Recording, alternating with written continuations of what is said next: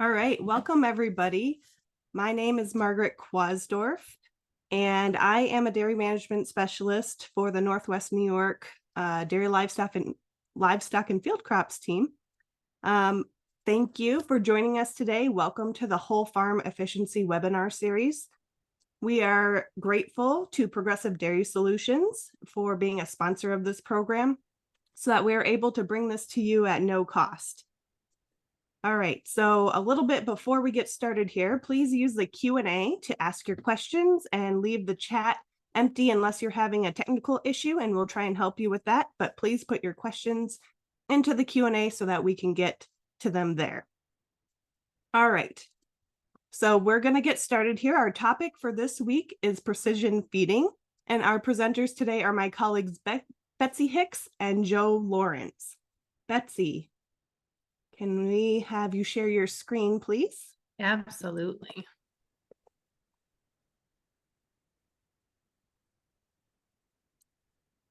As a reminder, these webinars are being recorded, and you'll be able to view those recordings after the entire series has been completed. And that's going to be, I believe, March 22nd is when those will become available. So you can look for the recording then. All right, Betsy. Looks good. We're good? We're good. Awesome. Thanks so much, Margaret. I am really excited to be talking to you all today on this topic.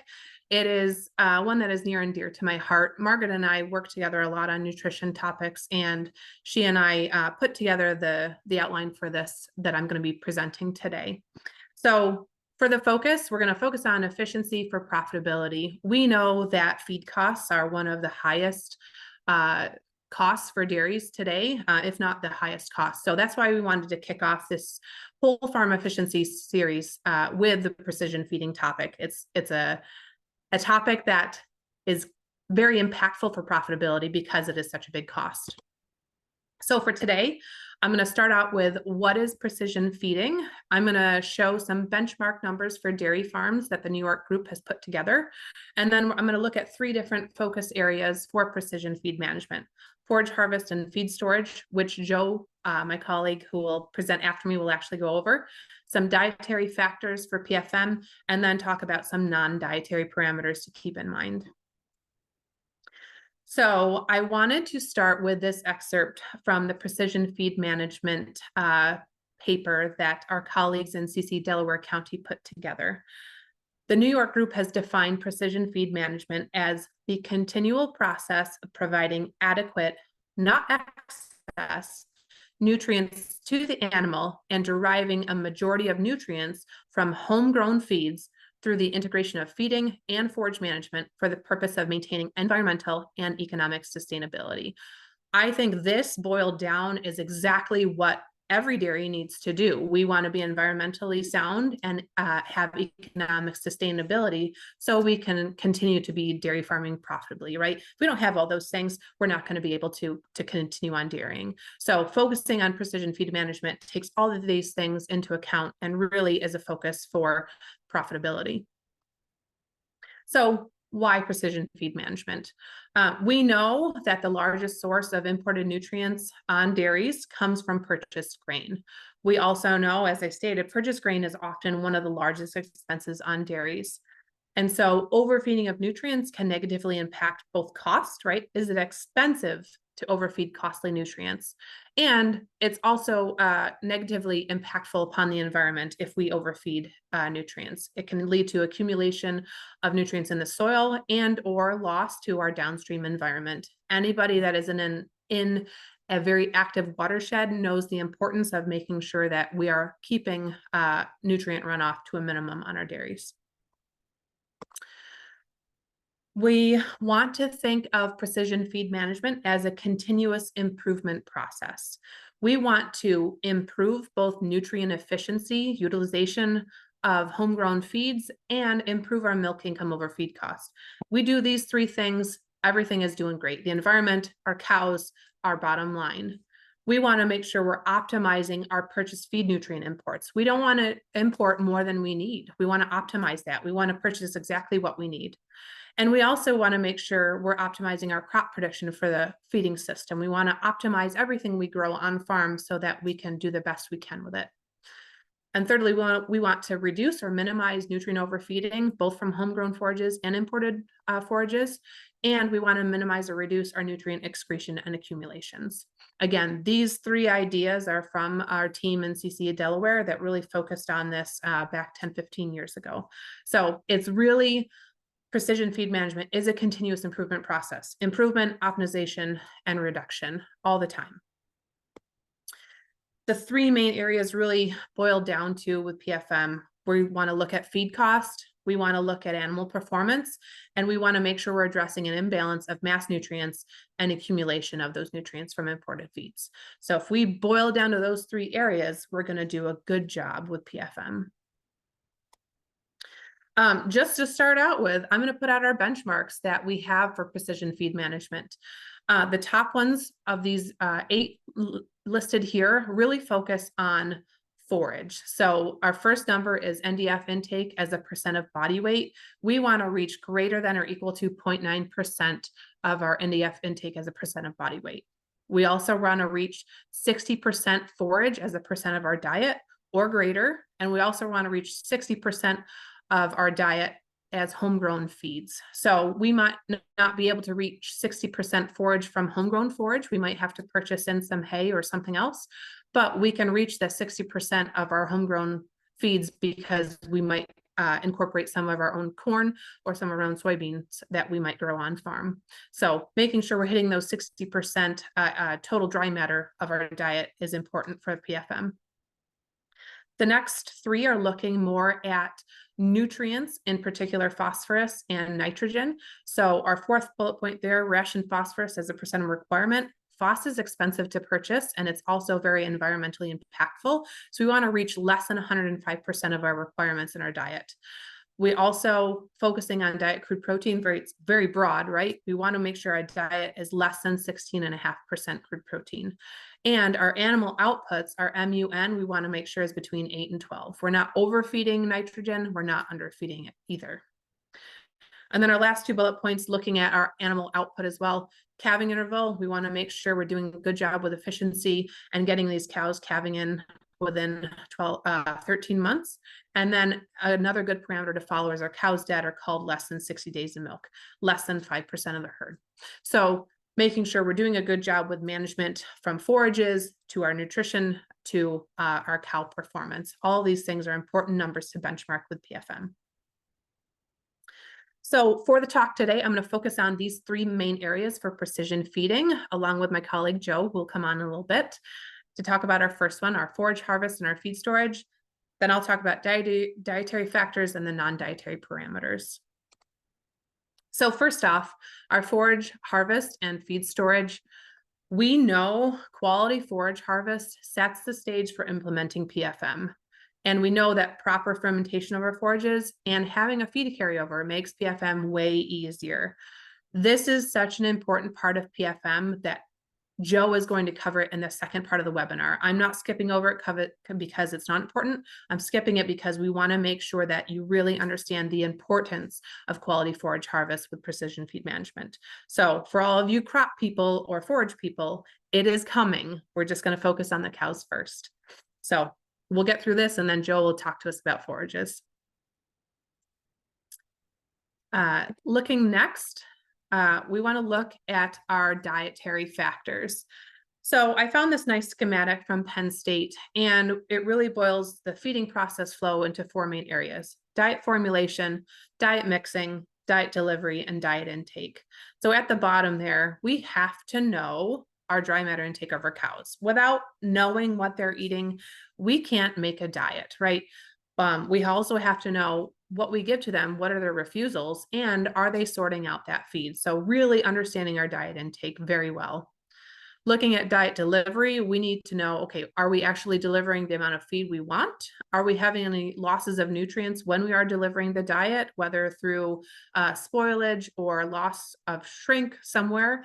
And are we distributing the diet evenly throughout the feed bunk? Is everybody getting the same diet at each headlock? Looking at diet mixing, understanding the weight of feeds, the mixing order, mixing time, particle size, all things super, super important for being very precise in what we want to do. And then topping it off with our diet formulation. Do we actually know and understand the diet that we're feeding? Do we know their animal requirements? And then the feed that we are feeding, do we know that feed composition? Have we analyzed it frequently enough to really understand what that feed is and how it's going to feed? So these 4 main areas are super important for PFM. And many of these ideas are going to be covered in week 3 of our webinar series with Barry Bradford, where he's going to be talking about designing feeding programs for dairy profitability. So I'm not going to focus so much on these ideas because Barry will, but I wanted to make sure to bring them up because they're very, very important for PFM.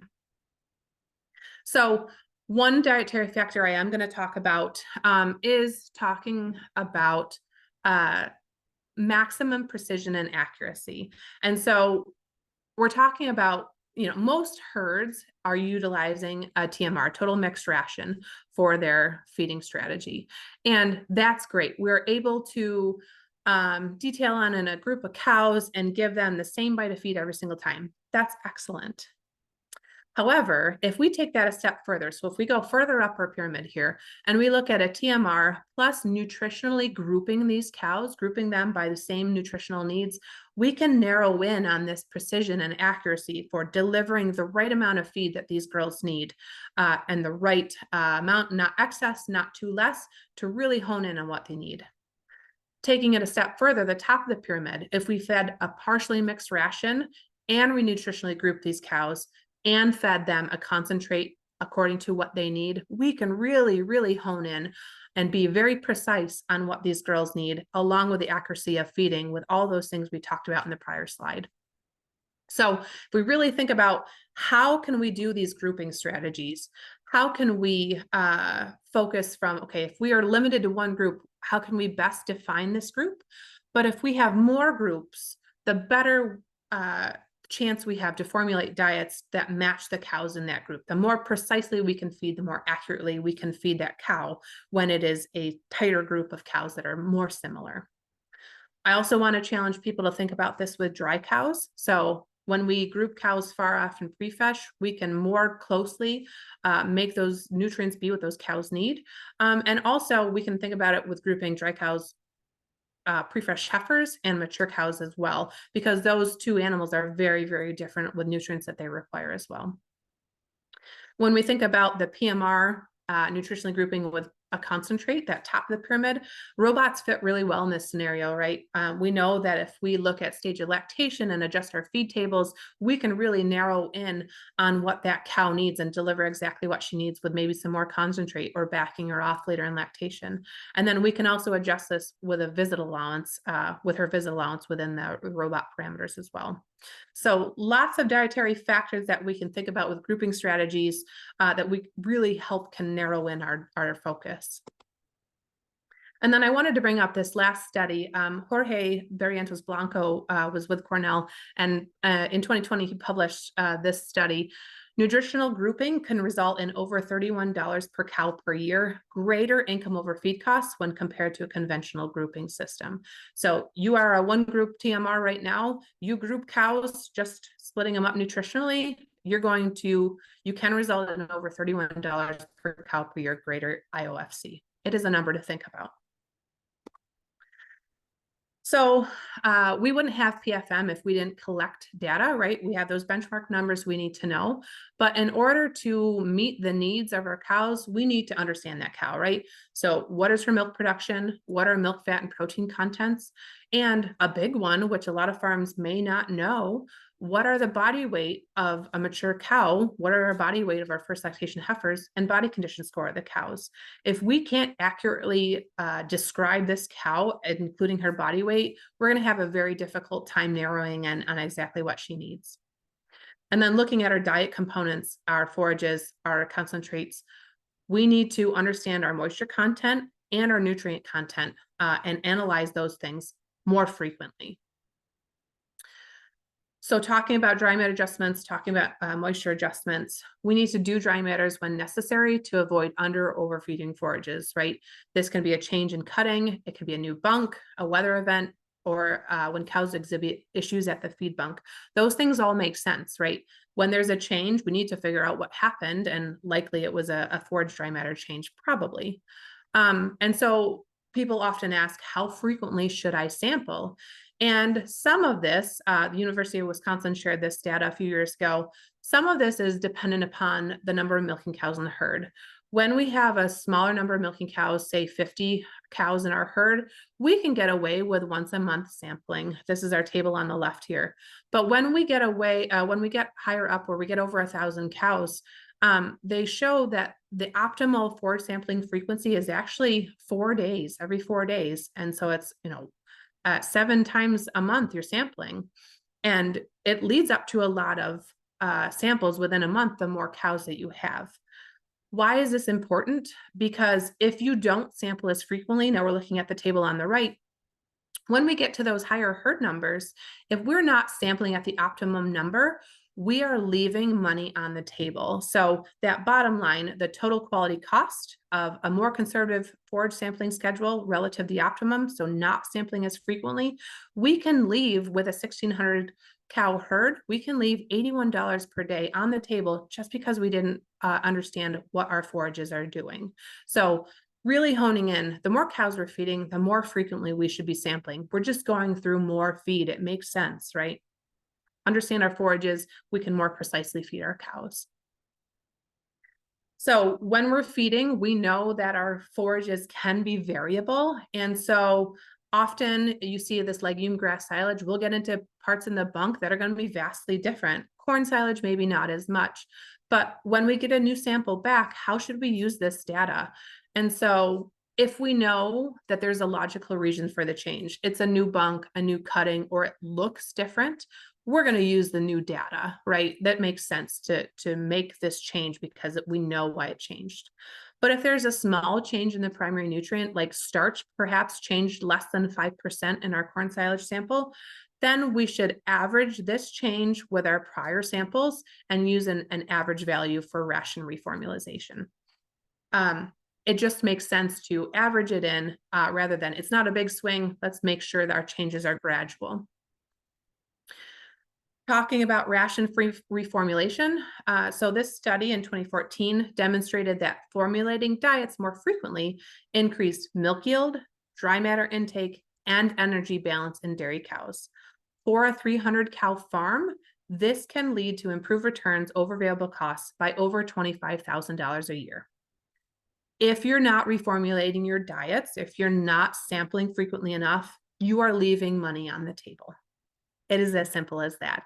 Using PFM to use the principles that we're talking about can help you be better suited for nutrients that you need, not overfeeding and not underfeeding. Just knowing what we're feeding and what our cows need helps the farm be better.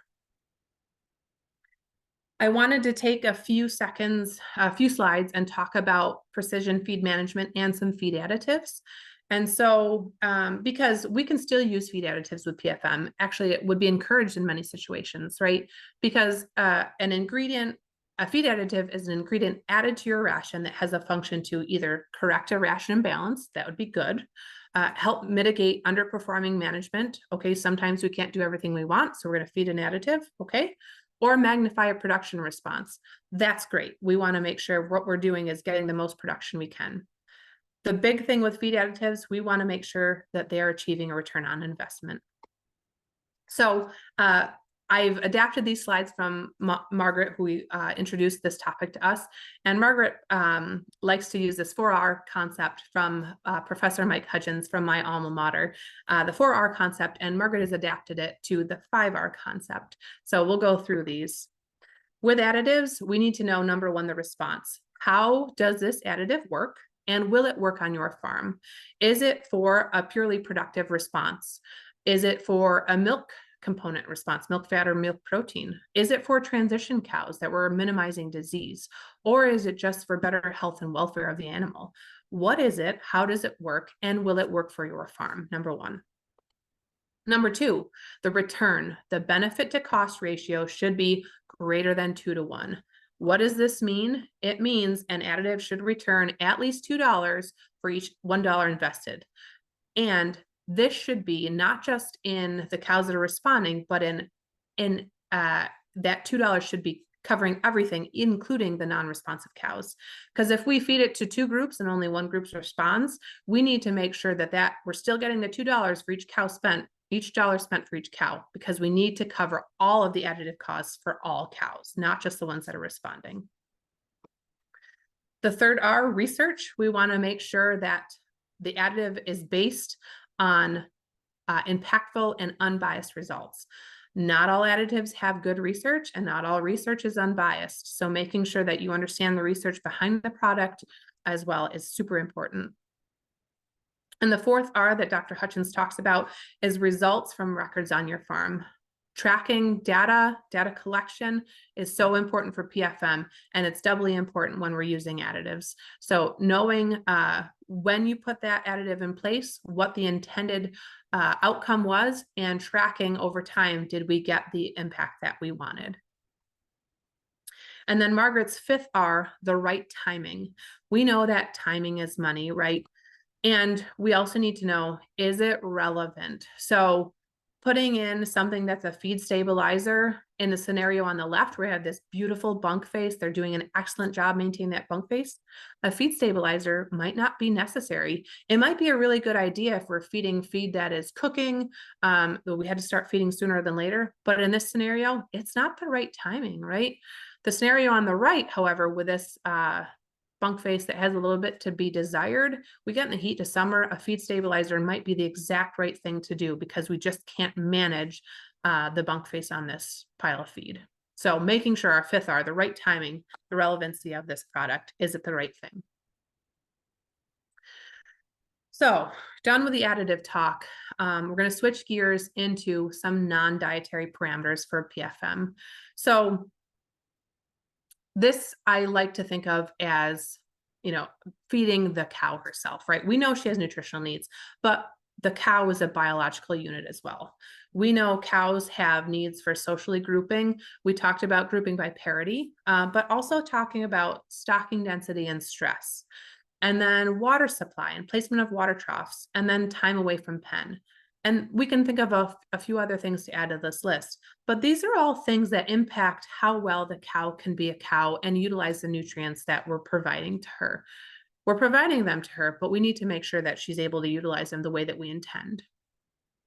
So again, I want to touch on grouping strategies, and I want to talk again by parity. So we know first lactation animals benefit by being grouped by themselves because they're still growing. They have a different lactation curve than mature cow and different nutritional and social needs. And when we group them by themselves, we see increased intake and increased productivity.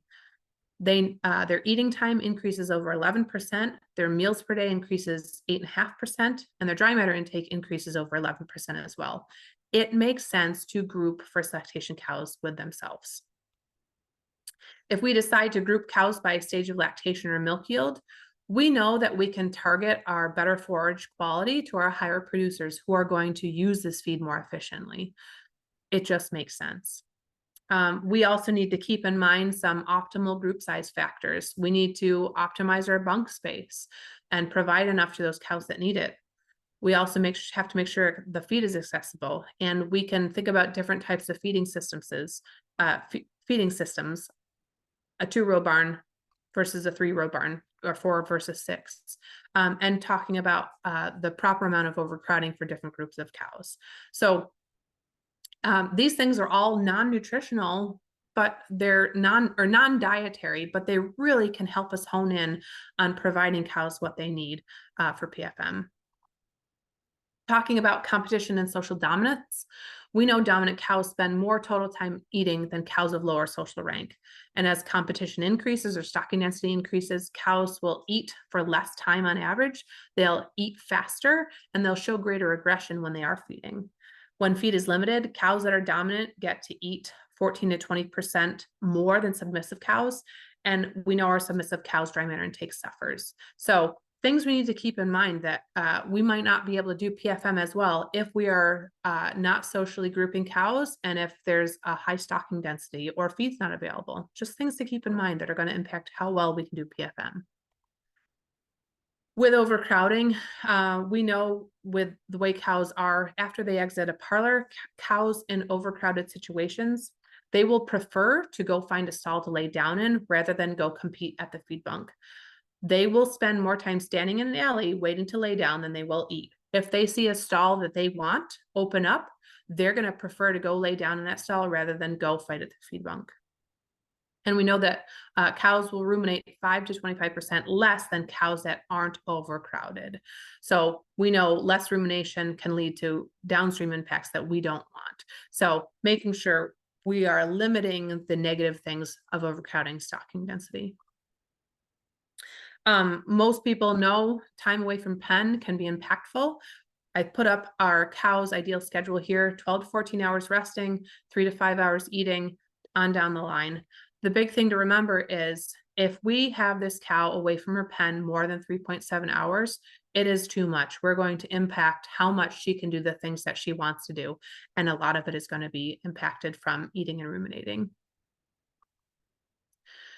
So to kind of boil things down for PFM, I found this, I'm going to butcher his name, Bertrand Westerland from the Netherlands. He is a DVM.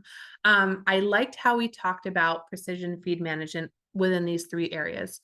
We look at cow signals, such as milk production, components, and repro. We look at barn management, such as stocking density, water supply, and time away from pen. And we look at feed management, the diet formulation, bunk management, forage quality. These 3 areas really are a combination to get right when we're trying to do precision feed management. We have to do the 3 of them right. It just really made sense to me and resonated. We want to look at these 3 areas. So bringing it back, talking about our core needs with PFM. So if we're going to start doing precision feed management, it really is a process. Planning, implementation, monitoring, and assessment. We need to benchmark at the start. Where are we? We also need to plan. Now we know we're going to do precision feed management. We're going to plan our cow forage needs with our crop planning for the next year. We need to understand our dry matter intake of our cows and understand our shrink to adequately plan those forage needs.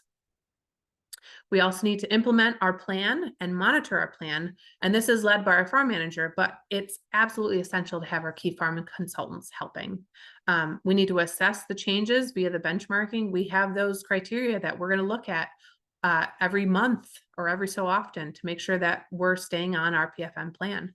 And we're going to repeat this plan. It really is a process. It's not a one and done thing.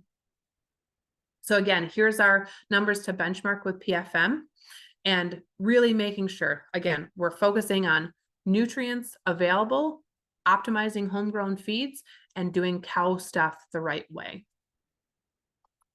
So in summary, precision feed management really is an ongoing improvement process. It is absolutely management focused. Forage in cows, inputs and outputs. Inputs from nutrients, outputs from cow production and excretion. We want to make sure we use the 4 or 5 hour concept to help with our additives.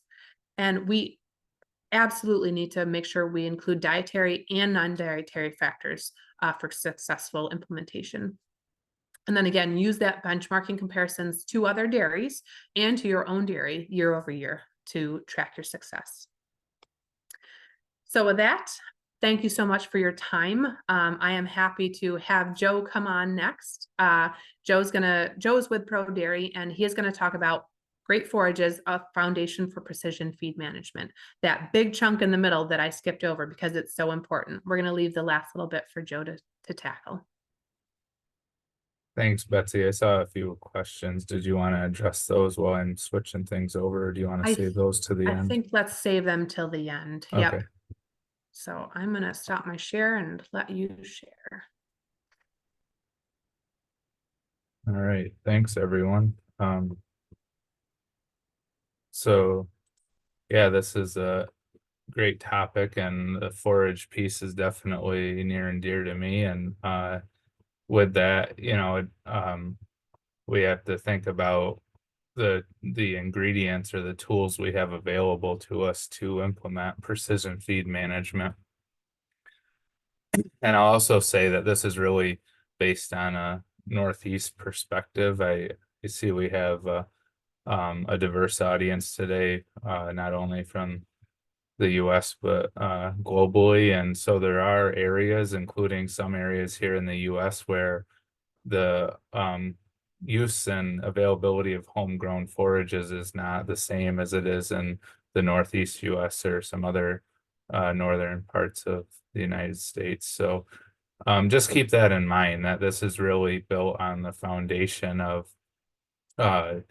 areas where we are able to utilize homegrown forages as the basis for our feeding programs. But I think you'll find that there's some information in here that's applicable regardless of where you are and what type of feed ingredients you have available to you. So again, in environments where we can really utilize in our homegrown forages, the quality of them really drives what we're able to put in the ration. We're not able to feed a lot if it's low quality material, as the low digestibility of that is gonna reduce the cow's ability to eat it, or they'll fill up on it faster. So with that in mind, we need a quality forage to make these high forage diets work. And we know it's been pretty well documented that a high forage diet in these areas where we can grow our own feeds contributes to improved income over feed cost and cow health. And a lot of studies have shown that when we have lower quality forages, we can supplement some other ingredients to help bring the nutrients in that are needed, but those cows on those diets never perform quite as well as the high forage, high quality diets.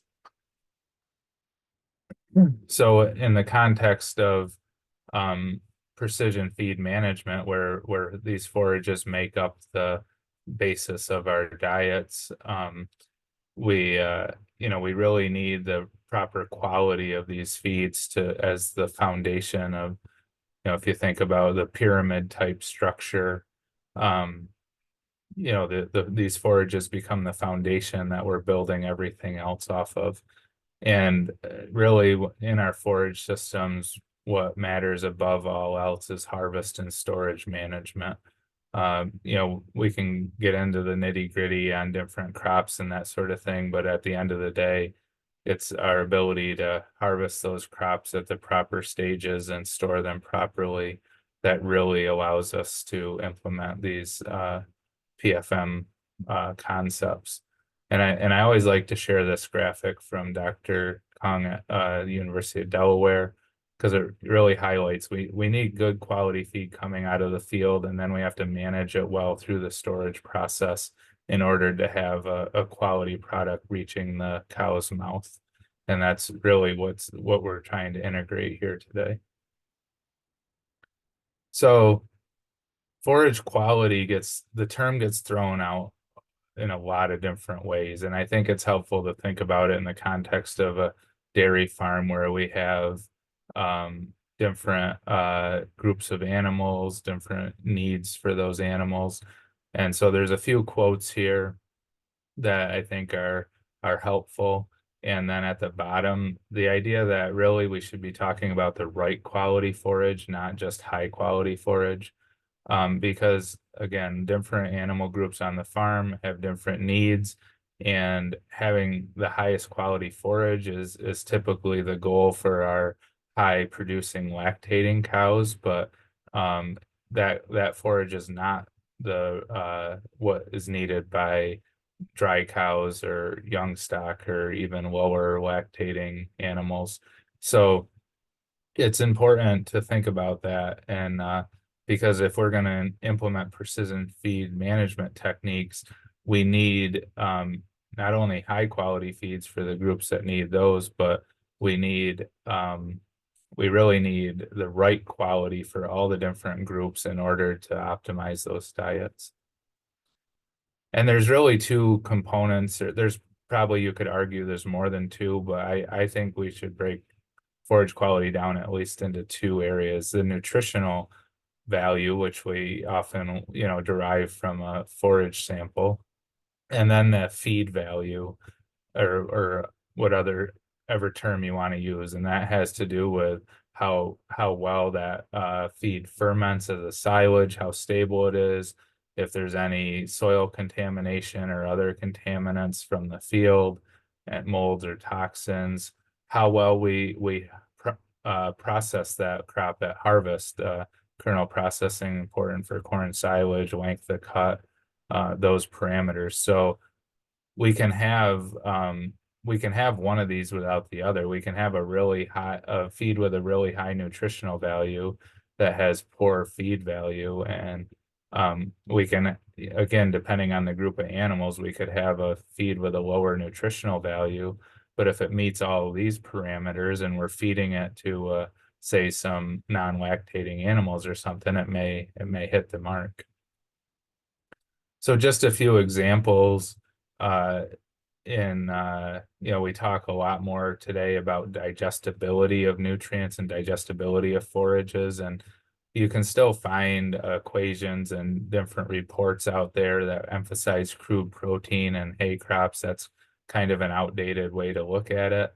And we can see samples, especially in a legume like alfalfa, where it may still have a high crude protein content, relatively speaking.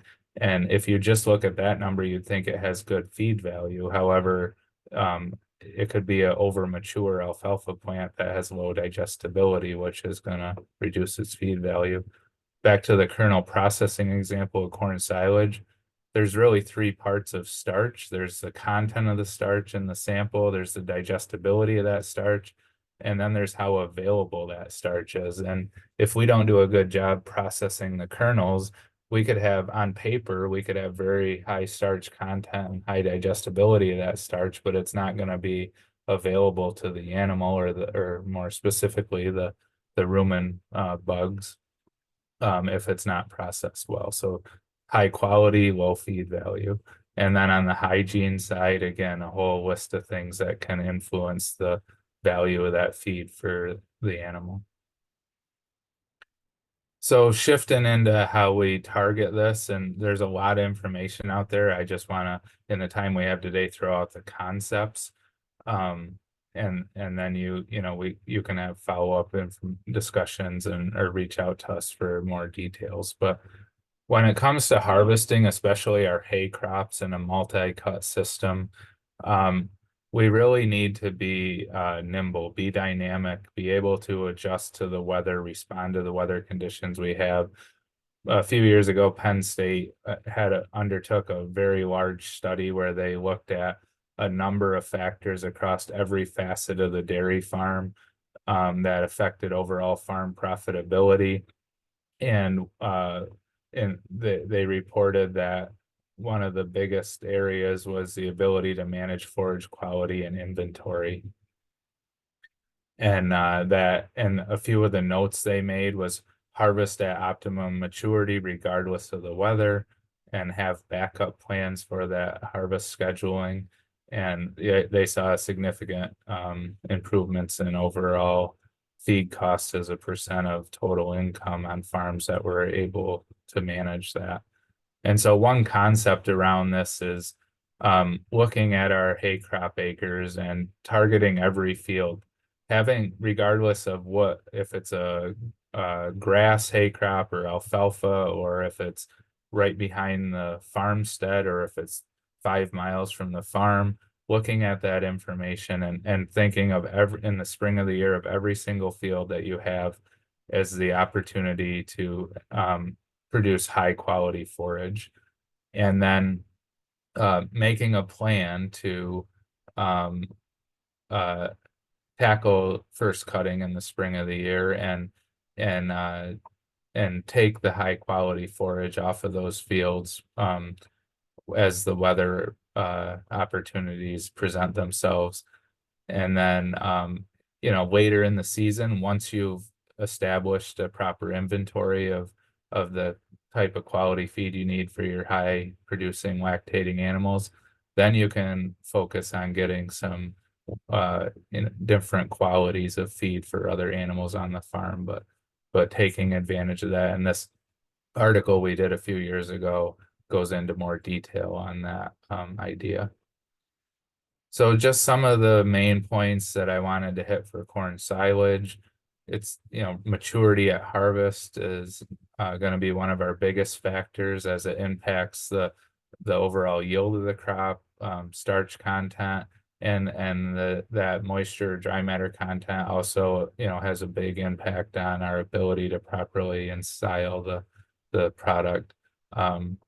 Thinking about length of cut, cutting height, kernel processing, all factors through the harvest process that are important to getting a good product out of the field and into storage. On the hay crop side, maturity, especially for our first cutting, is one of our biggest opportunity areas. Several years ago, Dr. Marvin Hall, who's now retired from Penn State, had put out a list of his factors that affect the field factors affecting the quality of forages. And you see number one on the list is maturity or harvest state. And, I mentioned earlier, sometimes we get into these other factors about what crop we're growing and that sort of thing. And, we see crop variety, some of these other ones lower on the list, but up here, maturity, species, harvest, and storage management, top three. And so there are some other differences that we need to understand. There's differences in fiber digestibility between grass and alfalfa.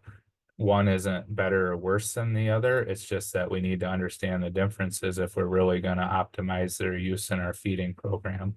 So working with your nutritionist or other advisors, working with cooperative extension specialists to understand those differences and how to implement them into your program.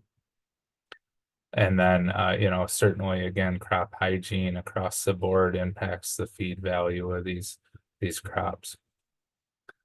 So moving on to the storage side, again, this is going to vary a lot by the type of farm you have or the type of farms you're working with. But what we observed for a number of years here in the Northeast as farms were growing and changing was that we'd have maybe one bunk silo facility where it was one large bunk and all of the forages were kind of piled in there on top of each other. And that really is puts a handicap on our ability to implement precision feed management, because if we've buried all of our forages together and we have a poor quality forage sitting on top or in front of a high quality forage and we're unable to access those feeds to feed to the right group of animals when we want to feed it to that group of animals, we've really limited our abilities. So having separate storage structures, thinking through where you want to store different qualities of feed, thinking through how we want to what groups of animals we're going to feed these to, how many tons of forage we need for each group of these animals, is all going to be very important to being able to implement any of the precision feeding concepts. So moving into the storage and silage preservation side of it, we really, again, going back to that little graphic from Lehman Kung at the beginning, we need a high or the proper quality forage coming out of the field. And then we need to manage it well during the storage process in order to assure the right feed value reaching the cow. So if we start with a quality forage that's at the proper dry matter, has the nutritional values we're looking for, we ensile it quickly, using all the best management practices that we have available to us. So proper setup of the harvest equipment, utilizing a research-backed bacterial inoculant, getting it into the silo structure quickly. If it's some sort of horizontal silo like a bunk or a pile, making sure that we're working very hard to exclude oxygen by packing packing that silage very well, covering it with a oxygen barrier plastic system, and then working on our well, and this actually I kind of went out of order here. There's two parts of feed out management. First is we went going back to this step here is as we calculate the number of animals we need to feed, how much per day we're going to be feeding a group of animals and what quality forage they need.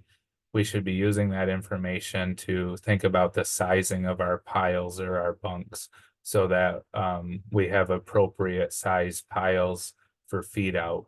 Our ideal would be to during colder months in places like the Northeast that we feed out a minimum of 6 inches per day off the face of that pile or bunk. If it's warm weather, we'd much rather see that 10 to 12 inches per day coming off the face. So calculating your feed out rate and how many inches per day you're going to be removing from the face starts with when you build the pile or build the bunk. And then we need to continue to make sure we're managing that through the feed out process. And again, can we access the quality forages we need for each group of animals on the farm? So feed out is always a critical time because we're essentially reintroducing oxygen to a stabilized fermented feed. And if we're doing this, if we have a very stable feed that underwent a proper fermentation, our issues with this should be minimal. And hopefully we will maintain a good face. But if we've had any compromises in our feed out, or sorry, in our ensiling of the crop, we're much more likely to face more challenges at feed out, which again are going to affect our ability to properly utilize those feeds in a precision feeding scenario. If we have feeds that are poor quality or molding or heating on us as we remove them from storage, it makes it very difficult to really optimize their use in the ration. And then Betsy talked a lot about testing. And I would say this testing starts at ensiling. It's a very good practice to take samples of the material going into storage and to understand what you have available to you. And that can also give you an early indicator of if there's any molds or yeast or mycotoxins present. And then while that crop sits in forage storage fermenting, it's a good opportunity to utilize that information to begin making plans of how you're going to manage that crop at feed out. Strongly encourage you to then resample the crop when you start, or the forage when you start feeding it out, and continue to do that sampling frequently, as Betsy talked about. But it really starts with taking some samples at the time of ensiling to understand what you have available to you. Or in some cases, sometimes it makes sense to even take samples while the crop is still standing in the field, because that could help you with planning out where exactly you want to store that crop based on the values you see. So that's what I had as an overview. Again, there's, each of those slides we could spend a lot of time digging into further, but hopefully that gave you some points that some notes that will be stuff that you want to dig into further on your farm. So with that, I'll turn it back over to Margaret. All right. Thank you so much, Joe. That was really great. And thank you to Betsy too. Just briefly, I want to share let me see here if I can share it. I want to share this slide with you, reminding everyone that this is indeed a whole farm efficiency webinar series hosted by Cornell PRODAIRY and Cornell Cooperative Extension. And that series is going to continue. Hold on, I'm getting it up there. Hold on one second. That series is going to continue into the rest of January. And with the same link that you guys just had to get on this webinar, you can use that to also join us for the next one, which is going to be with Dr. Rich Stepp out of the Cornell Ag Workforce Development program. And that's going to be called Leading for Performance, How to Get the Very Best from Your Team. So make sure that you join us next week for that. With that, we're going to move on to our Q&A portion of the program. And we do have a few questions here. So reminder, you can add your questions now to the Q&A section below if you have any questions. The first question that I'm going to ask, I think, is for Betsy. And the question is, does it matter for ruminal fermentation if the cows eat grain separate from the TMR or the PMR? Yeah, great question. And I think, we all know we want to avoid cow slug feeding, right? And especially slug feeding if they have a bunch of concentrate in front of them. And they eat just that, we can really make the rumen pH plummet, and we don't want that. I think in most scenarios that's not going to happen, right? But what I want to caution people to as well, if we're going to try feeding a concentrate separate, is are we feeding grain enough times? We think about a robot feeder where it's giving it a set amount of grain each visit, and we have a basal amount in the PMR.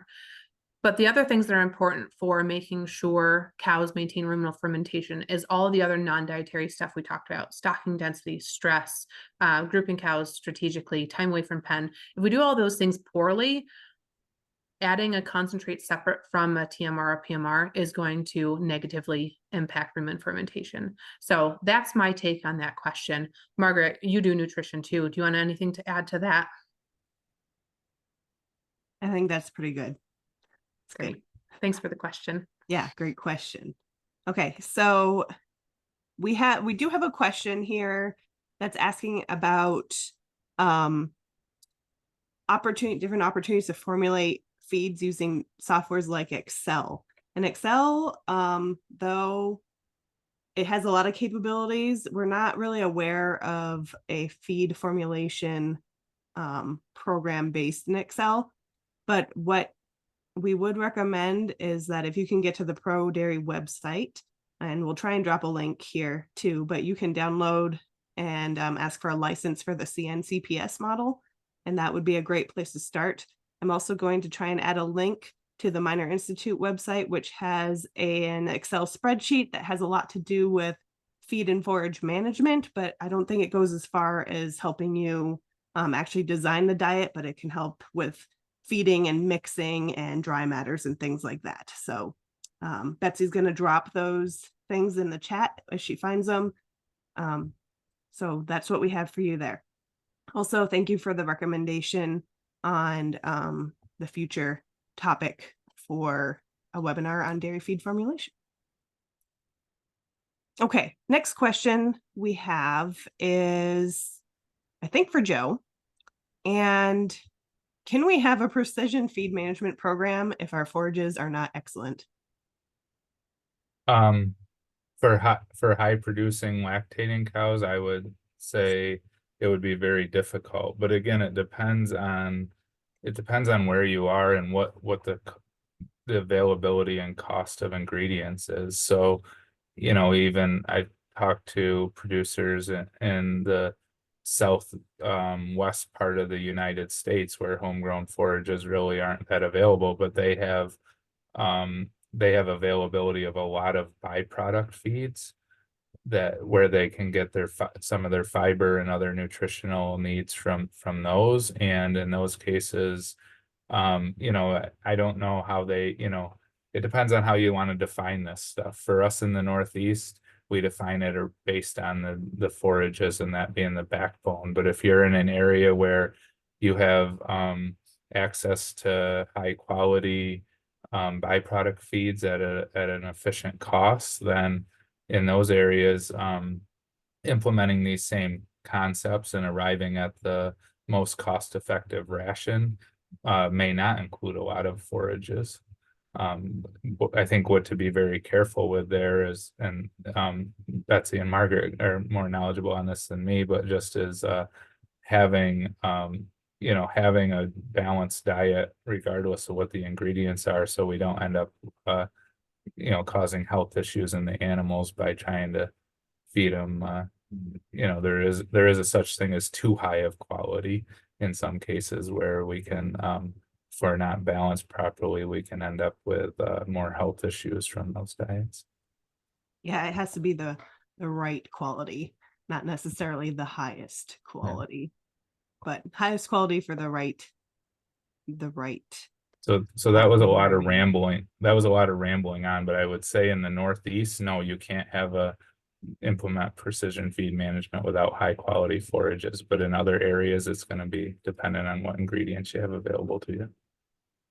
Yeah, I think it's difficult to reach the maximum efficiency on that. I think there's a lot of other, because there's so many factors that go into precision feeding, I think that you can do your best trying to maximize those other factors, some of what Betsy talked about to get you there. You might not be the most efficient you could ever be because your forages are holding you back, but you can make some adjustments to improve.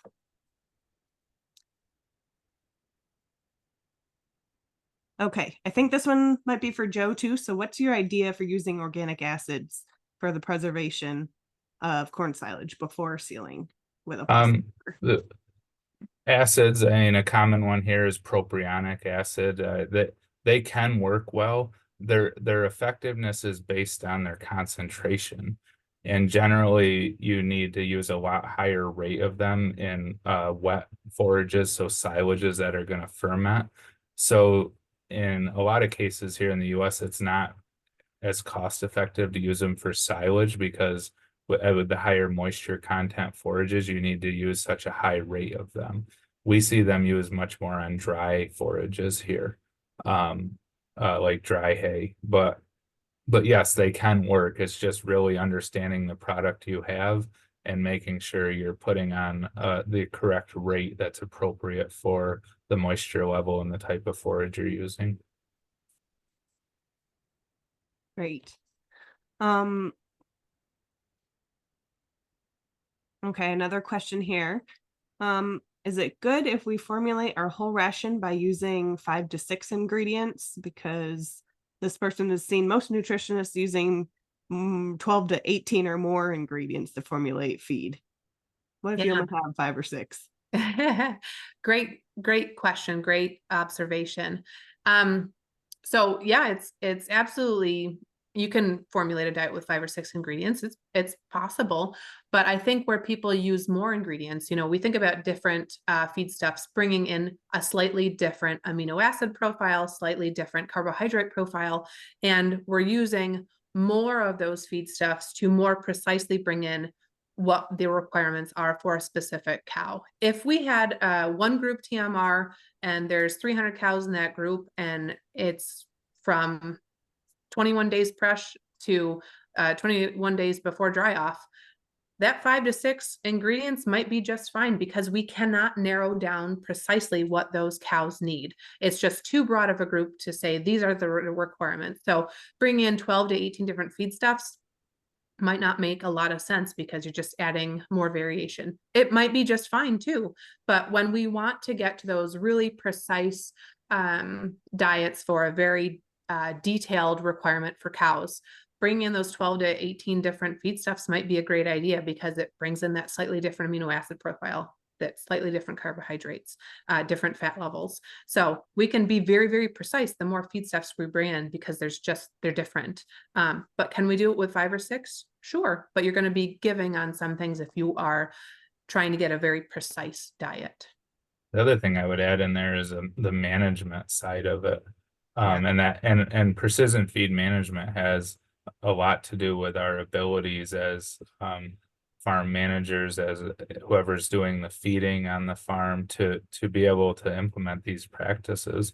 And for some farms, there is kind of a ceiling on what they're able to accomplish with their current labor force. And so sometimes we have to recognize that, be honest with ourselves about what our labor resources are, what our abilities are. And because adding in extra ingredients or trying to implement some of these practices, if we don't have the resources to do so, can just end up moving in the wrong direction. And if we have 18 ingredients, but they're not being properly measured out and putting it into the mix at the right rates, because there's so many ingredients and we can't keep track of them, then we're really not effectively utilizing them, right? So Yeah.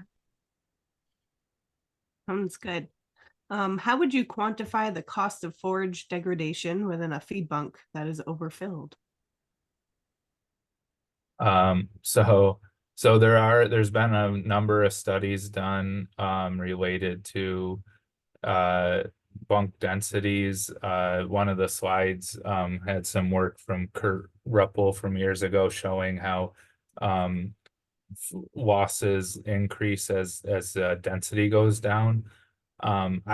It's a very site specific answer, but I would just say that under our best conditions, we would hope for total dry matter losses in a bunk silo to be less than or equal to 10 or 12% of our dry matter. And that's just through the fermentation process and some kind of, I hate to say inevitable because we can always do more stuff to manage our losses, but there's some areas of the harvest and storage process where we just have a little bit of loss here or there. And so under our best management, we may be losing 10 to 12%.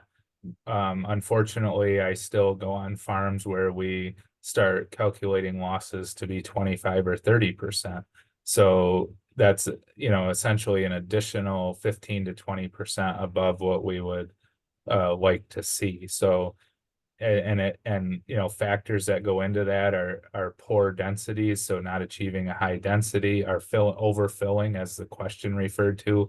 If we have a bunk silo with walls and we start packing too high above the walls, not only is it unsafe, but we end up with lower densities up there, and the losses can be higher. So I would say there's scenarios where we're losing an additional 20% of our dry matter when we're overfilling or not packing correctly. And we have a webinar on that. I'll find it real quick and put a link to it in the chat.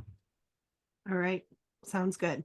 We're right up on time here, and we have, I think, 2 questions left. We're going to try and answer them fairly quickly. Betsy, is there any tool to evaluate ADF digestibility right on the farm? Are they meaning NDF digestibility? I said ADF. Yeah.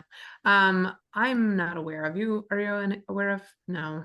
Well, John? some of these new handheld NIR units can measure ADF and NDF.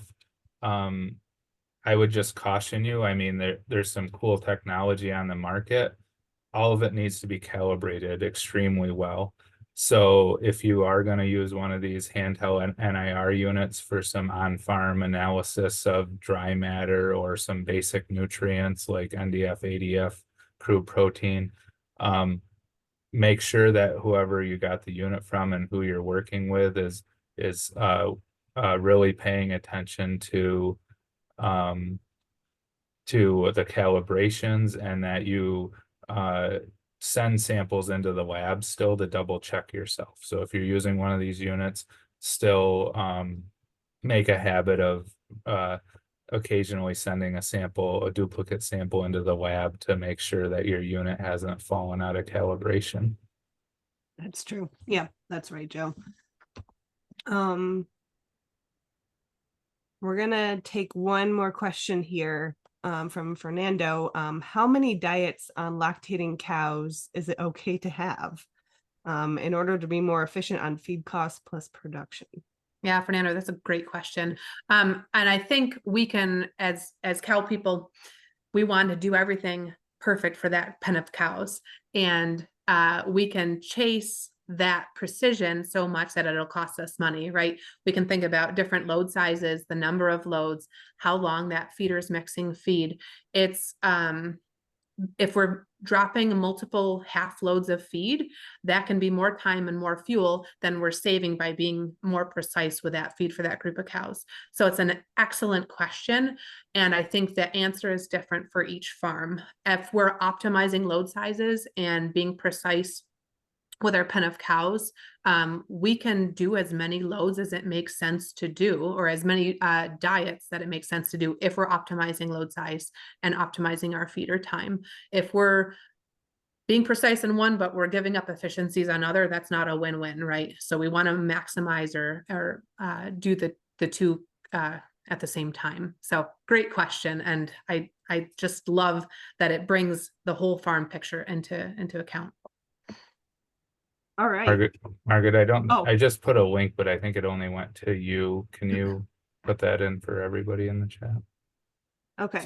So that's a recording of a webinar that goes through some keys for managing bunk silos and piles, including the density and the shrink conversation we're having a few minutes ago. Okay. Sounds good. I'm going to give people a few seconds here to click on that link if that's what they want to open up. While we thank again our sponsor, Progressive Dairy Solutions, for making it possible for us to host this webinar series and bring it to you at no cost.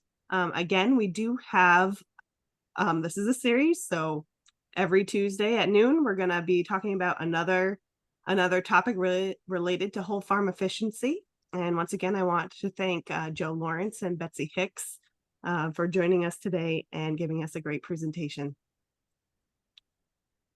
All right, thanks, guys. Thanks, everyone. Thank you.